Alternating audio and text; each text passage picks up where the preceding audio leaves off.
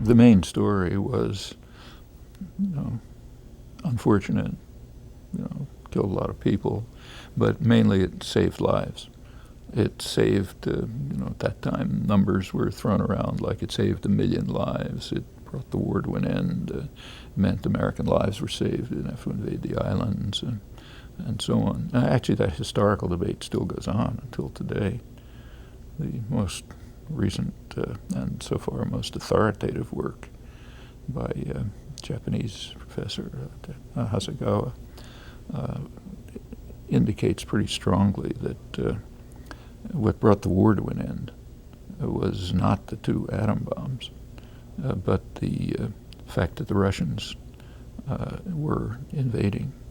The Japanese hawks hoped until the last minute that they could make a deal with the Russians, and the Russians would not invade, meaning invade Manchuria and so on. But when they saw that the Russians were entering the war, all hope of preserving some sort of Japanese entity was destroyed, and then they surrendered.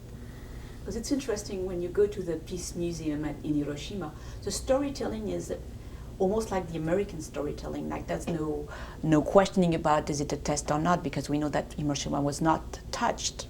It was intact. The city was intact when they threw the bomb. It wasn't attacked before the bomb.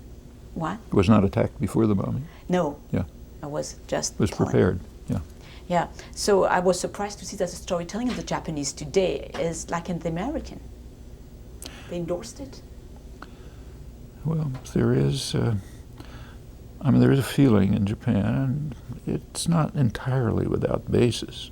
It's not, if you take a look back at but now there's a lot of records. Herbert Bix is one of the major historians, first one seriously to use the Japanese archives.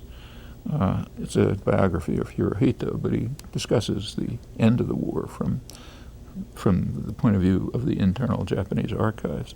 There were peace forces which did not want to see the country destroyed.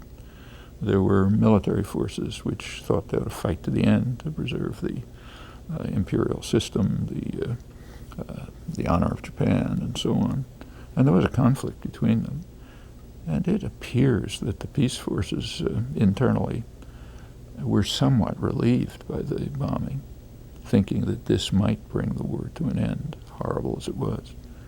And I presume that doesn't seem to be an accurate interpretation of what happened, and is in no way justifies the hideousness of the atrocity. But there is that strain of thinking which may reflect itself in what you're describing.